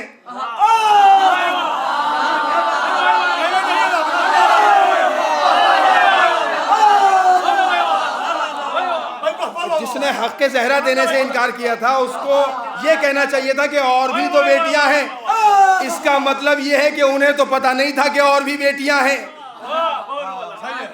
ये नए जमाने के लोगों को पता है कि और भी बेटियां थीं, वो जानते थे कि वो बेटियां कैसी थीं। अच्छा, बीवी भी कोई मांगने गई थी? ये फिदक क्या है उनके लिए? सारी कायनात उनके मेहर में लिखी हुई। ये फिदक क्या है? बीवी तो सिर्फ इतनी सी बात समझाने गई थी जो आज तक बेवकूफ़ों की समझ में नहीं आई। अगर समझ लें तो सारे मामलात हल हैं। ये फिदक जिसके बारे में ये नया लिटरेचर जो अभी अज़ाए फ़ातिमी से पहले आया उसमें लिखा हुआ था कि अज़ाए फ़ातिमी में फ़िदक के मौजू पर गुफ्तगू न की जाए, इससे तहरीक इत्तेहाद कमज़ोर होती है। हम ऐसे किसी इत्तेहाद को नहीं मानते कि जो हक़ के ज़हरा को दबाने का काम करती हो। ये अजीब नेतागिरी है साहब। ज़हरा का हक मारा जाए तो इन्हें अपनी नेतागिरी की बड़ी, बस मेरा मुसाफा हो जाए, बस लोग मुझे मान लें। भाई इतने मकबूल हैं, सब मानते हैं इनको। याद रखिए, सब मुनाफिकों को मानते हैं। मुनाफिक सबकी नज़र में अच्छा हो सकता है, लेकिन हक वाला सबकी नज़र में अच्छा नहीं हो सकता। क्या आप सबकी नज़र में अच्छे हैं? आप तो किसी की नज़र में अच्छे नहीं है, मगर आपको फिक्र भी नहीं है किसी की नज़र की, इसलिए कि जिसकी नज़र में अच्छा होना चाहिए था वो आपसे पहले यहाँ बैठे हैं। तो आपको तो किसी की फिक्र परवाह वरवाह है नहीं, और होनी भी नहीं चाहिए। आजकल एक वंडा फैला हुआ, एक वबाल है, और आपके शहर में भी बड़ी हौसलामंद खवातीन है। इसका मतलब ये है कि हक के लिए निकल आना, ये कहीं ना कहीं से तहरीक मिली जरूर है। आपके घंटा घर पे एक अरसे से खवातीन बैठी हैं। एक खौफ है, एक मैं आपकी खिदमत में अजीब बात कर रहा हूँ, मैं सियासी बात करने का आदी नहीं हूँ, लेकिन एक बात है, एक खौफ है आम लोगों के जहनों में, क्या होगा जब ये सीए लागू हो जाएगा, जब ये एनआरसी लागू हो जाएगा, क्या होगा। खुदा की कसम ये इसी बात पर के गुमान में तो है ये हुकूमत हिंदुस्तान की कि ये हिंदुस्तान हमारा है, हम जिसे चाहे रखेंगे, जिसे चाहे निकाल देंगे। इनको ये पता ही नहीं है कि सब परेशान हो सकते हैं, हम परेशान नहीं हो सकते, इसलिए कि दुनिया में जहां भी जमीन है वो जहरा की है और हम जहरा के हैं। सबको निकाल सकते हो लेकिन जहरा के आजादारों को नहीं निकाल सकते, इसलिए कि सारी जमीन उनकी है, सारा इलाका उनका है। तुम किस ख्वाबे खरगोश में हो। डरेगा वो कि जिनको ये खतरा हो कि कल हमारे बुजुर्गों ने छीना था तो आज हमसे छीना जाएगा।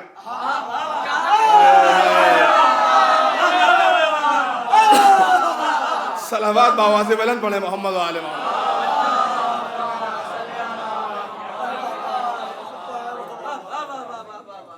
ये हम ना किसी का खाते हैं, ना हम किसी से खौफ, हम तो खौफ तक नहीं खाते,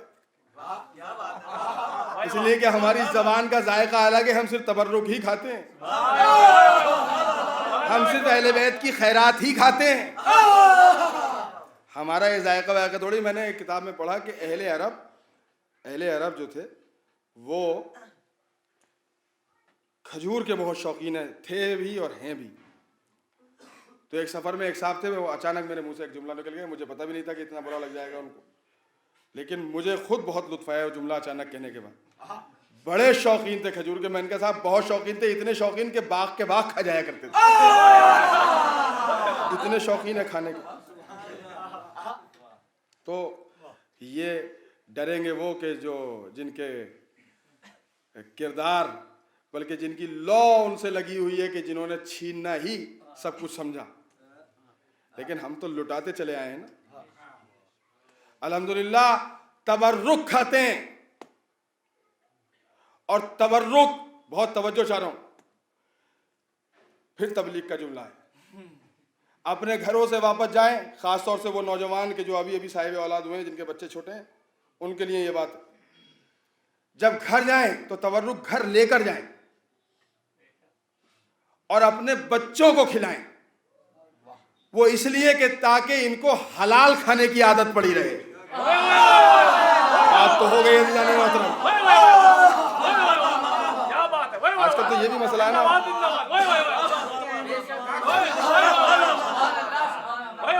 आजकल तो ये भी मसला है ना कि खाना जब आपके सामने आता है तो अगर सामने वाले से नहीं तो बराबर वाले से पूछ लेते हैं हलाल है क्या।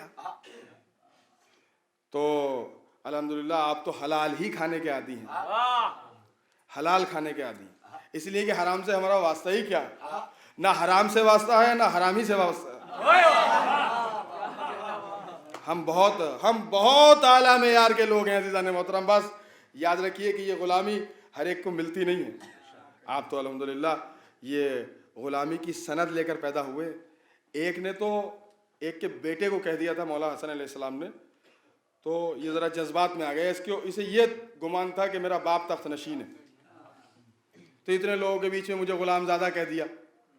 कोई और होता तो फ़ौरन लिपट जाता, चिपट जाता, हमारी देसी ज़बान में कहते हैं लिपट जाता जाकर, भाई एक बार और कह दीजिए और यही लिख के दे दीजिए।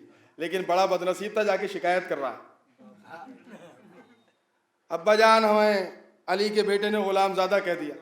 तो ये कारीगर तो बहुत बड़े थे, और ये सारा जो स्ट्रक्चर तैयार हुआ है पैगंबर के बाद, ये सब इन्हीं का मरहून मिन्नत था। यही फार्मूला लाए थे कि बुजुर्ग को बना दो ताकि ये चचा मियाँ जल्दी से चले जाएं, फिर हम।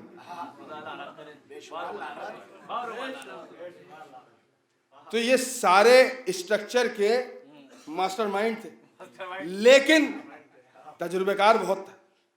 जैसे बेटे ने कहा कि अब्बा जान, वो अली के बेटे ने मुझे गुलामज़ादा कह दिया, तो फौरन तख्त से उतरे, बेवकूफ़, ये बुरा मानने की बात थोड़ी है, ये तो तहरीर ले लेनी चाहिए थी, ये तजुर्बा था।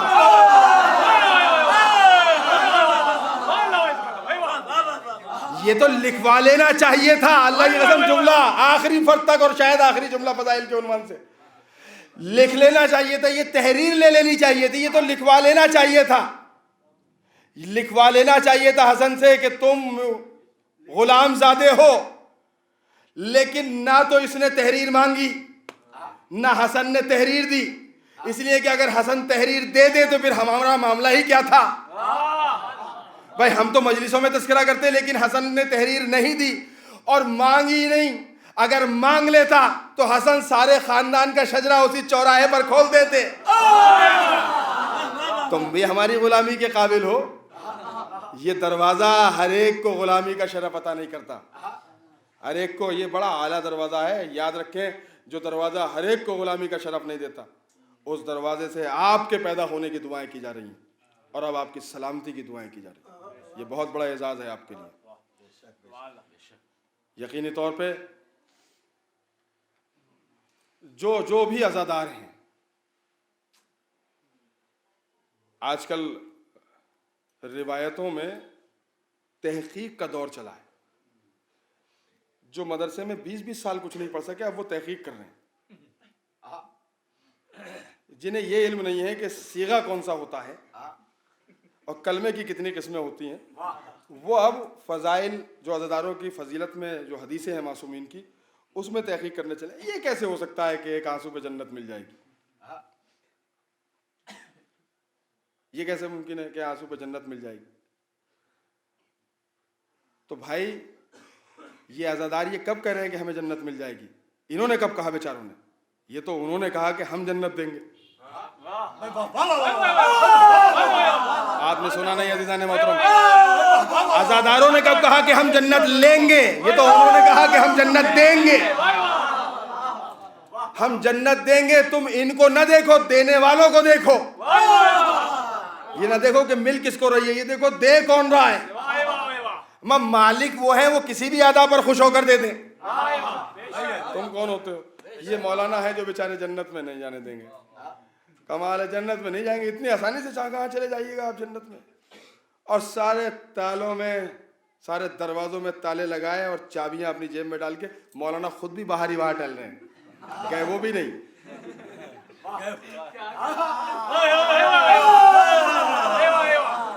लेकिन क्या चाबी है, खुदा की कसम, ये इख्तियार ज़हरा है। जन्नत इख्तियार ज़हरा है, जिसे चाहे दे दें। और फातिमा को फातिमा इसीलिए कहा जाता है कि ये अपने चाहने वाले पर आतिश जहन्नम को हराम कर देंगी। ये इख्तियार ज़हरा। सुनिए, मैं 2-3 मिनट की इजाज़त चाहता हूँ इख्तियार के हवाले से। जब चादर तथहीर में सारे लोग आ गए और अल्लाह ने झूम कर कसीदा पढ़ा, तो जिब्राइल ने सवाल किया कि कौन है? आजकल पंजतन में भी इजाफे की बात चली है, और बरेली ज़िले के एक मुकर्रिर थे हमारी बस्ती में, सिरसी में, वो तकरीर कर रहे थे जुलूस ईद मिलादुन्नबी में। उन्होंने कहा ये तो गलत कहते हैं लोग कि पंजतन 5 हैं, पंजतन तो 10 हैं।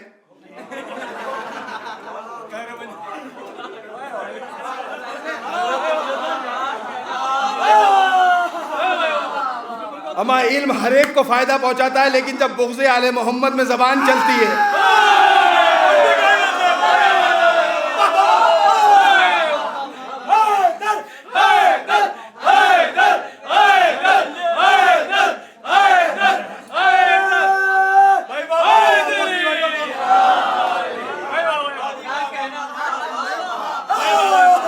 और कमाल ये है कि जिस मस्जिद के नीचे खड़े होकर तकरीर कर रहे थे, उसी मस्जिद में पंजतन के नाम लिखे हुए हैं, आज भी लिखे हुए हैं। और ये ऐलान करने के लिए काफ़ी है कि इनके बगैर किसी का काम चलने वाला नहीं है। तो कहने 10 हैं। कमाल है। उसे ये, इसका मतलब ये कि वो इतना बड़ा पढ़ा लिखा है कि उसे ये भी नहीं पता कि पंजतन को पंजतन क्यों कहते हैं। ये है बुग़्ज़े आले मोहम्मद की फिटकार। इसी चीज के सद्देबाब के लिए जिब्राइल ने सवाल किया था, परवरदिगार कौन है? तो नबी ने तारुफ भी बीवी से कराया, फातिमा। शौहर बाबा, बच्चे। अब जिब्राईल अलैहिस्सलाम का हदीस किस्सा, मेरे छोटे भाई सब तलबा बैठे हैं और जो बुज़ुर्ग हमारे साथी हैं, उलमा हैं और तमाम मोमिनीन, दुआएं तो सब पढ़िए लेकिन हदीस किस्सा ज़्यादा से ज़्यादा पढ़िए। इकलौती दुआ है हदीस किस्सा की जिसमें ये पता चलता है कि मोहब्बत किससे करना है। मैंने बात कही है, क़राबत दाराने रिसालत कौन है, ये हदीस किस्सा ही बताती है। अब समझ में आई बात कि हदीस किस्सा की मुखालफत क्यों है। और लाए भी हदीस किस्सा के सामने कौन सी दुआ, दुआए कुमैल। और सवाल दाग दिया लोगों के बीच में, दुआए कुमैल ज़्यादा फजीलत रखती है या हदीस किस्सा ज़्यादा फजीलत रखती है? अजीब सा सवाल है, बेहुदा सा सवाल। दुआए कुमैल अली का तोहफा है, हदीस किस्सा फातिमा का तोहफा है।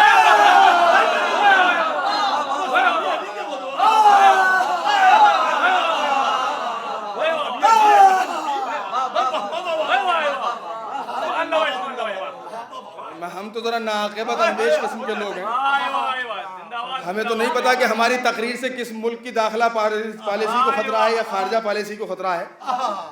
हम तो अपनी बात जानते हैं, इसलिए कि इतना बड़ा दिमाग हमारे पास नहीं है कि हम किसी मुल्क की दाखिला और खारजा पॉलिसी पर भी नजर रखें। हमें तो अल्लाह ने 2 बच्चे दिए हैं, उन्हीं पर नजर रखना का बड़ा दुश्वार सा पड़ा है। वो सारे मुल्कों की दाखिला पॉलिसी, खारजा पॉलिसी पर भी नज़र हम ही रखें भाई, तो कुछ काम कुछ और लोगों के लिए भी होने चाहिए। तो ये सारी बातें इसलिए होती है कि साहब इसको ना पढ़िए ज़रा, इससे कमाल है। मातमदारों को तो कहते हो कि इसराइल खुश होता है इनसे, और जब तुम ये बेहुदा बातें करते हो तो कौन खुश होता है? इसराइल कभी मातमदारों से खुश नहीं हो सकता, याद रखें। इसराइल कभी मातमदारों से खुश नहीं हो सकता, इसलिए कि इसराइल में वही रूहें आबाद हैं जो खैबर से भाग गई थी। इंटरनेट का दौर है ये इंटरनेट का दौर है। आपने देखे होंगे कि वो कार्ड लिए हुए लोग खड़े थे कि अब कोई दूसरा खैबर नहीं होने वाला, उन्हें इस बात पे फख्र था, अब कोई दूसरा खैबर नहीं होने वाला, तो लाओ तो सही मरहब, लाओ तो मरहबा। और कैसे नहीं होने वाला? खैबर तो नहीं हो सकता, यकीनन नहीं हो सकता, लेकिन खैबर में मरने वालों के बाकियात और अली अलैहिस्सलाम की शरीके हयात की दुआ में के नतीजे में पैदा होने वाले मोहतरम लोग सलामत हैं। सारी दुनिया फर्क महसूस कर ले, मरे तो बहुत सारे लोग हैं। अबू बकर बगदादी भी मारा गया, लेकिन कहाँ पता ही नहीं। उसामा बिन लादेन पहाड़ी के पीछे, सद्दाम मलून गड्ढे के अंदर, यानी जितने भी अली के दुश्मन होते हैं ये सब के सब न मालूम कहाँ मारे जाते हैं, और जितने भी अली वाले मारे गए वो सब के सब मैदान में मारे गए।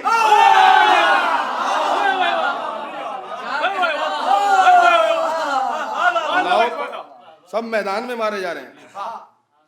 अब मैं यहाँ पर कुछ खास शख्सियतों के बारे में नहीं पढ़ने बैठा हूँ, पढ़ने के लिए अहले बैत ही काफ़ी है। तो जितने भी अली वाले हैं सब मैदान में। अच्छा, लोग मारने से डराते हैं, मर जाओगे मर जाओगे मर जाओगे। आप कितने से हैं, कितने से हैं? लखनऊ से बाहर निकलिए तो आपका क्या वजूद है? तो आज तक तो कोई ख़त्म कर नहीं सका। बगदाद की दीवारों में चुनवाए गए, इराक में मारे जा रहे हैं, पाकिस्तान में मारे जा रहे हैं। कमाल ये है कि जितने मारे जा रहे हैं उससे ज्यादा नजर आ रहे हैं। इसलिए कि जब आईना सलामत होता है तो उसमें एक ही तस्वीर नजर आती है, लेकिन जब टूट जाता है आईना तो जिस हिस्से में देखो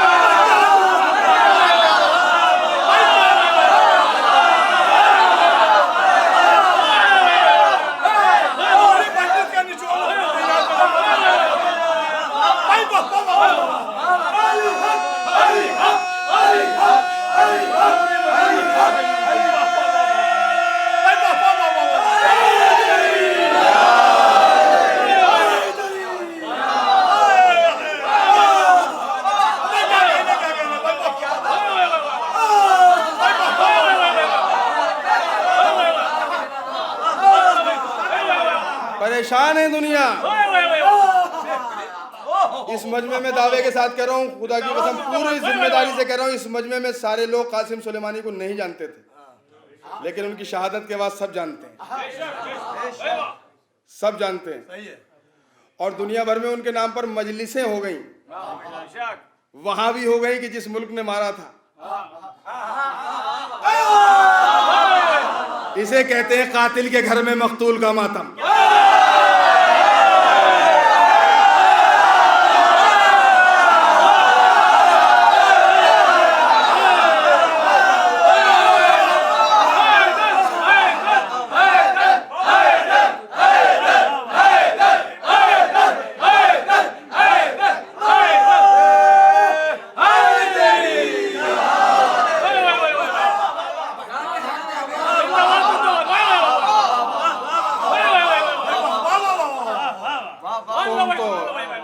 तुम डराने चले हो कि मार दिए जाएंगे। अच्छा, वो कम डरा रहे हैं, हम ही ज्यादा डरा रहे हैं। ये अपने बचने के फिराक में दूसरों को डरा रहे हैं। इन्हें डर लग रहा है मरने से, दूसरों को डरा रहे हैं। क्या आप कितने से हैं? तो आज तक तो खत्म नहीं हुआ। और हमारी होशियार निगाहों ने 1400 साल से अब तक सारे मनाजिर देख रखे हैं। जो कम थे वही कामयाब हैं। जो कम थे वही कामयाब है। आज तक तो कोई खत्म नहीं कर सका। क्या आज़ादार खत्म हो गए या आज़ादारी खत्म हो गई? नहीं, जितने मारे जा रहे हैं उतनी आज़ादारी बढ़ रही है, और ये बढ़ती ही रहेगी। इसलिए कि हम किसी बादशाह के आज़ादार नहीं हैं, हम हुसैन के आज़ादार हैं। हमें खत्म कर देगी सारी दुनिया। हमने अली को चाहा ही इसलिए है कि हमें मौत इनकी मोहब्बत में आ जाए। हाय हाय, हमने अली को सिर्फ इसलिए चाहा है कि इनकी मोहब्बत में मौत आ जाए, इनकी मोहब्बत ही में मौत आ जाए। रही बात इसकी कि हम कम हैं, तो जब नमरूद ने हज़रत इब्राहीम को जलाने के लिए आग रोशन की, और उसके अंदर का बुग़्ज़ जाहिर होता है आग के तरीके से। इतनी आग कि मीलों तक परिंदा पर नहीं मार रहा। वहाँ पे एक छोटा सा जानवर है बेचारा, मेंढक, छोटा सा मुंह, पानी लाया और उछालने लगा आग की तरफ। और वहीं कोई और लोग कहा, तुझे अपनी औकात का अंदाजा नहीं है? इतनी दूर से पानी फेंक रहा, पानी पहुंच भी नहीं रहा है, और पहुंच भी जाए तो क्या थोड़े से पानी से आग बुझ जाएगी? अपनी औकात में रहे। क्या जवाब दिया उसने भी? कहा, ठीक है, मैं जानता हूं कि मेरे इस थोड़े से पानी से ये आग नहीं बुझेगी, लेकिन मैं कोशिश करके ये बताना चाह रहा हूं कि मैं इब्राहीम के साथ हूं, नमरूद के साथ नहीं हूं। तो आप भी अपने सीनों पर हाथ मार के बताते रहिए कि आप हुसैन के साथ हैं, यजीद के साथ नहीं। इस मातम का तो कमाल ही है कि हाथ आपके सीने पर है, दर्द दूसरे के सीने में हो रहा है। शोलों पे चल आप रहे हैं, पैर किसी और के चल रहे हैं। खून आपका निकल रहा है, कमजोर कोई और हो रहा है।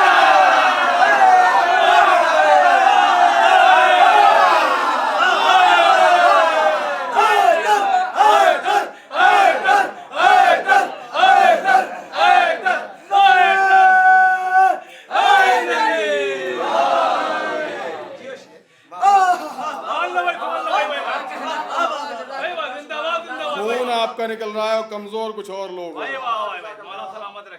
ये बेचारे मिल्लत की फिक्र में दुबले हुए जा रहे हैं। क्या बात है साहब, बहुत फिक्र है मिल्लत की। और आप अभी किसी को भेजिए जरा, बहुत परेशानी है, 500 रुपए दे दीजिए। तो आप देखिए, अब बात समझ में आई। तबर्रुक कम बांटो, ये कम करो, वो कम करो, सारा पैसा हमारे मदरसे को दे दो।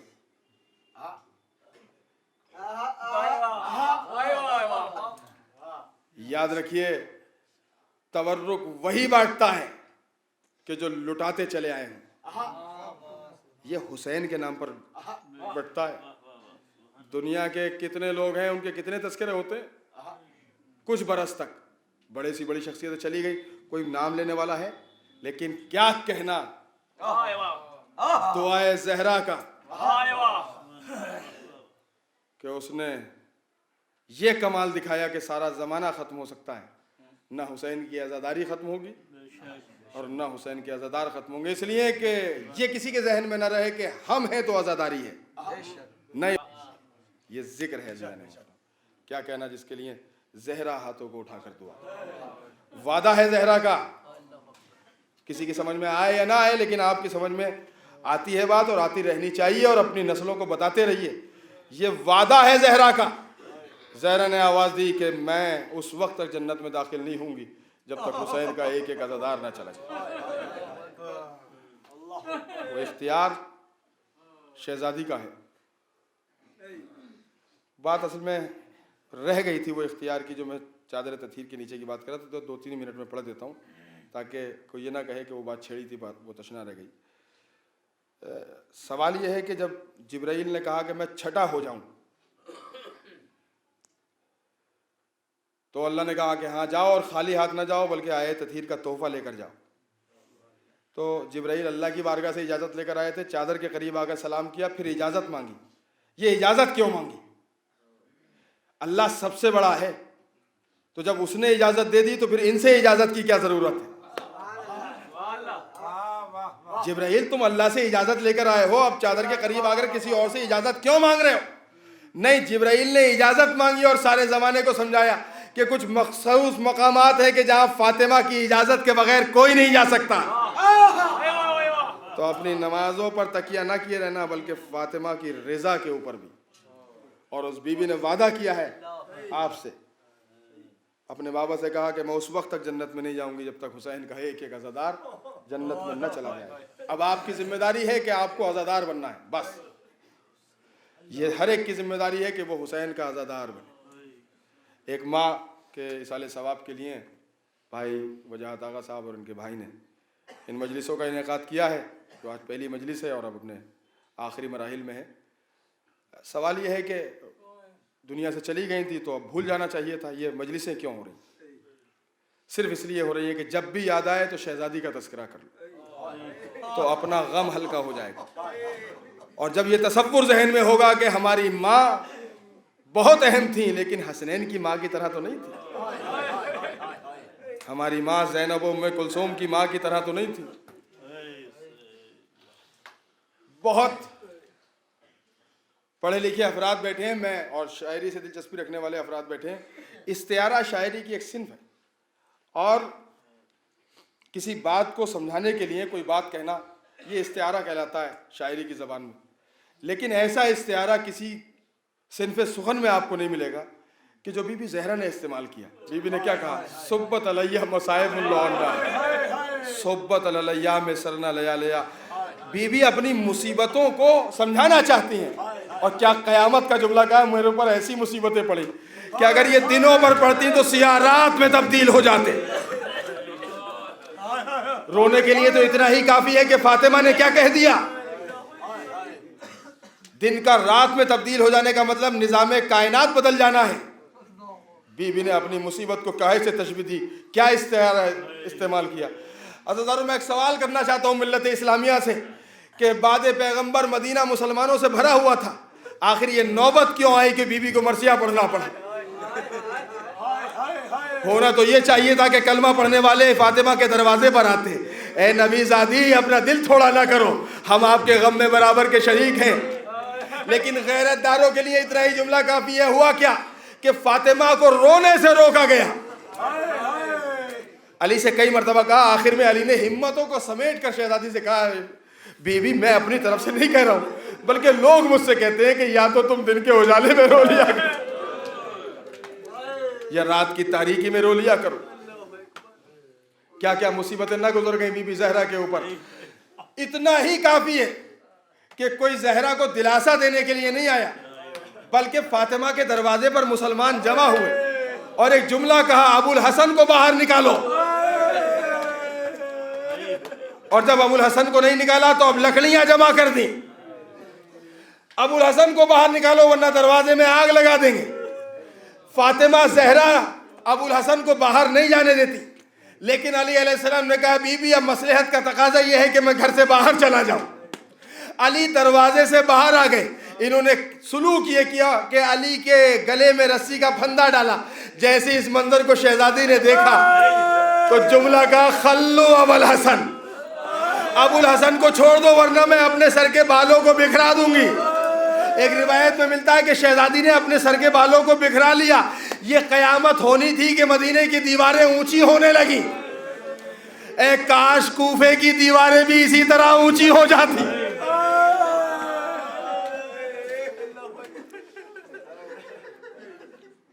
बस अज़ादारों, लकड़ियां जमा हैं, दरवाजे में आग लगा दी गई और बीबी किस आलम में जिंदा रही है। इस मुसीबत का अंदाजा तो तब हुआ कि जब वसीयत के मुताबिक मौलाए कायनात ने गुस्ल दिया और गुस्ल देते देते चीखें मारकर रोने लगे। गुस्ल देकर जैसे ही बाहर आए तो सलमान ने हाथों को जोड़ लिया, मौला इस सवाल का मौका तो नहीं है, लेकिन फिर भी बता दीजिए कि आप जैसा बहादुर इंसान चीखें मार मार कर क्यों रो रहा था। अली ने आवाज दी, है सलमान क्या बताऊं, जहरा के जिस्म की सारी हड्डियां सुरमे की तरह हो चुकी थी और जहरा ने मुझे जिंदगी में न बताया कि कितनी मुसीबतें गुजर गई।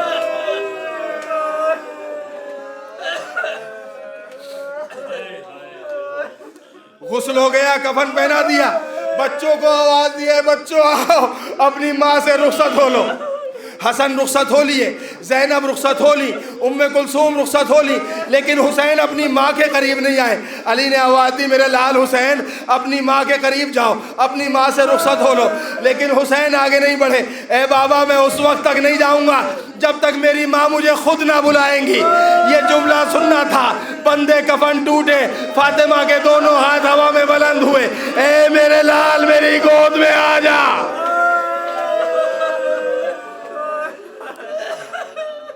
आखिरी जुमले और खत्म हुआ, ए मेरे लाल मेरी आगोश में आ जा। हुसैन दौड़कर अपनी माँ से लिपट गए, ए मादरे गिरामिया आपने बुलाया तो हुसैन आ गया, कल हुसैन भी आपको आवाज देगा तो आप भी हुसैन की आवाज पर आ जाइएगा। यही सबब है अज़ादारों, करबला में हुसैन ने सबसे कहा नाना चले जाइए, बाबा चले जाइए, भैया चले जाइए, जिन्नात जाएं, मलाइका जाएं, अंबिया जाएं, लेकिन ए अम्मा फातिमा आप न चली जाना। फातिमा की आवाज गूंजी, ए मेरे लाल मैंने तेरे मख्तल को अपने बालों से साफ किया है, शिमर का खंजर होगा, तेरा असर होगा, फातिमा का जानू होगा। अला क़ुतिल अल हुसैन बे करबला के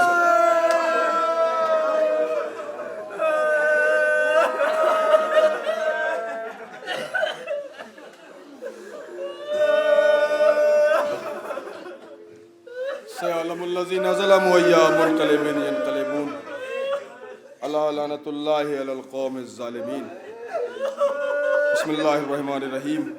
अल्लाहुम्मा अर्ज़ुक़ना फ़िद्दुनिया ज़ियारतल हुसैन व फ़िल आख़िरति शफ़ाअतल हुसैन।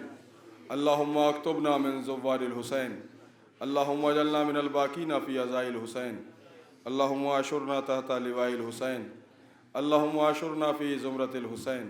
अल्लाहुम्मा अदखिलना फ़िल जन्नति मिन बाबिल हुसैन बिरहमतिका या अरहमर राहिमीन। एक मरतबा सूरह हम्द और 3 मरतबा सूरह तौहीद की तिलावत फरमाकर नफीस जहाँ मरहूमा बिनते बाक़िर हुसैन मरहूम की रूह को इसाले सवाब।